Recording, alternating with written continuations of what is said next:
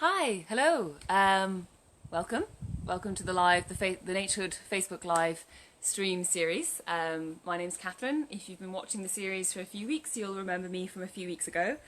Today I'm coming live to you from my garden in Oxford, and it's courtesy of our Community Engagement Officer for Oxford, Chloe's Facebook account. So thank you, Chloe, for allowing me to do a guest video. So as I say, my name's Kat. I'm part of the Naturehood team here at Oxford, and if you're new to the live stream series, basically every Wednesday we'll be going live from one of our different Naturehood locations. Wednesday at 12 you'll be able to see different members of the team. We'll be talking about all sorts of different things from our own gardens, our own experiences, as well as sort of top tips for what you can do to support wildlife in your gardens or in your outdoor spaces. So if you're new to Naturehood entirely, firstly, welcome. Thanks so much for tuning into the video. Naturehood is effectively a national community wildlife project, and it's completely free to sign up to. Just simply log on to my.naturehood.uk. There's lots of free resources that you can access as well, and you can be part of the Naturehood community. And effectively what we're trying to do, what we're trying to achieve, is to make the most of the outdoor spaces that we as individuals and as communities have access to. So whether you have a garden, regardless of size, whether you have a patio, whether you have a balcony, or even a window box, it's all about what can you do to make that space as welcoming, as inviting to wildlife as possible. Because what we've seen in the UK, unfortunately, in recent years, we've seen huge declines in UK wildlife, and so this project is all about, again, what we can do at individual and community level to support the wildlife that we have in our local areas and in our doorsteps.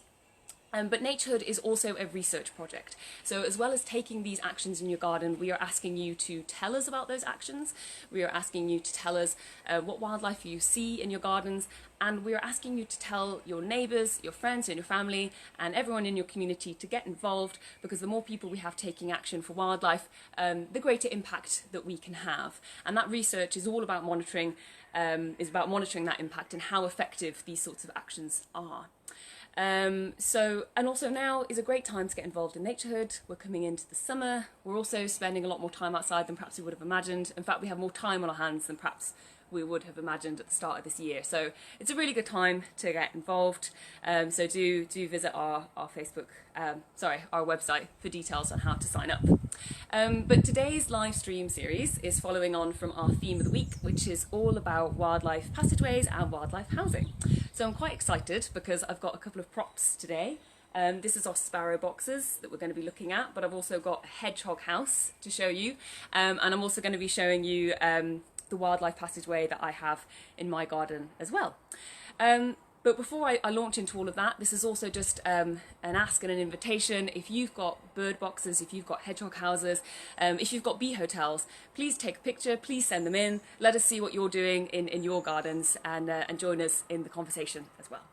Okay, so firstly, let's start with wildlife passageways. So all the details on how to do these things are on our website as well, sort of step-by-step guide. So if you're not sure how to get started, I'm going to give you a few tips today, but all of that information is available online as well. So firstly, now we're down on the floor here. This is a gate into my neighbour's garden, and I don't know what you can see here, but I'll put my hand there so you can see. It's actually quite a sizable hole. It's bigger than it looks, actually. And now that's not something that I've put in. That's something that was left there. This is just a rental property, so I haven't actually done anything to this space, not dramatically. But I have chosen not to do anything about that hole because I recognise that it is a pathway for some animals, even if I haven't seen them. And when they come into this garden, they also have a very ample passageway out again. As you can see, that is an open gate, and that gate is actually broken, so it always stays open. So this is a good example of a very, very low effort task that you can do If you happen to have gaps in fences or gaps under the walls or anything like that, you can just choose to leave them there, and that can be really beneficial for some of the wildlife that might be passing through your garden. If, however, you do have fences and you do have walls, you might need to think about actually, well, if you want to actually create a hole and create a space, you might need some tools for that first of all. But if that is something you'd like to do, we recommend creating a hole about the size of a CD, because that should be the sort of size that would fit most small mammals through. If you're thinking about hedgehogs, the size of a hedgehog, for example. And why are we talking about wildlife passageways? Why are they so important? Why is having our gardens connected to other people's gardens so important in all of this? Well, if we take the example of a hedgehog, sort of an adult male hedgehog can travel up to 2 kilometers in one evening, and through the course of the night. And if you think about how many gardens that might actually take in, that's a really, really big distance. And of course, if you're a hedgehog and then you come up against a solid brick wall or a solid fence and there's no way through, your only option is to sort of go back the way you've came, or even worse, you may have to go out onto the roads, which can be really dangerous for hedgehogs generally. And so it's important to be able to allow that connectivity, because of course that hedgehog is searching for food, searching for water, searching for shelter, and of course other hedgehogs. So any barriers that we can remove will be a great help for any hedgehog on whatever journey they happen to be going on. But you can also expect to see other small mammals as well, but also frogs and toads. If you've got ponds nearby, they may be going from one place to another as well. So you'll find that all sorts of animals will be able to make use of the wildlife passageways that you leave for them. And again, if you are interested in doing that, or you are going to put one in, please let us know, please tell us, so we can see whether or not they're effective in supporting these species at population level, which is what the Naturehood project is looking to find out. So that's a little bit on wildlife passageways. Now, on the hedgehog theme, I'm going to introduce you to our hedgehog house. So, here we go. This is a hedgehog house. It feels a little bit like a Blue Peter moment. Here's one I made earlier, but I assure you I did not actually make this one. But you can actually make them if you're particularly good at woodwork. We've got a step-by-step guide on how you might do that, but they're also available to buy online, and we've got links on our website where you can get access to these hedgehog houses as well. So let's take a look at what it is. So we've got here, this is the tunnel, so this is the sort of the entrance for the hedgehog will go through. And then this bit here, this is the sleeping compartment for the hedgehog. So we'll have a quick look. I mean, there's not an awful lot to see. It's just an empty box. There's no hedgehogs in there at the moment. Yes, and so this is now, if I was going to be thinking about when you might want to put your hedgehog box out, you can kind of really do it at any time of year. Well, you would like to avoid it before hedgehogs have already gone into hibernation, but for example, if you want to put it out now, you probably wouldn't expect to see any hedgehogs coming into it. But that's not such a bad thing, because when a hedgehog does come to hibernate and come to find a place to hibernate, they're unlikely to go to one that's sort of just magically sprung up in their garden or their area. They're much more likely to trust something that's been around for a while, that they've perhaps had a chance to go in and have a little look at. So, if you've got a hedgehog box now and you're really keen to get it out there, by all means, put it in. That's absolutely fine. You don't know what hedgehogs might be visiting it in the meantime and looking at it as a potential space for hibernation. So you can do that. In terms of where you would position it, now, I've just put it out here in the open just so we could see it for the video, but in reality, if I angle it here, I would be more tempted to put it sort of somewhere a little bit more sheltered in and among those sort of shrubs and bushes. But you will note that it's by the back of a fence. That's also recommended. So you would have the back to a fence or a wall or a hedge or something like that. That would be a good position for a hedgehog house.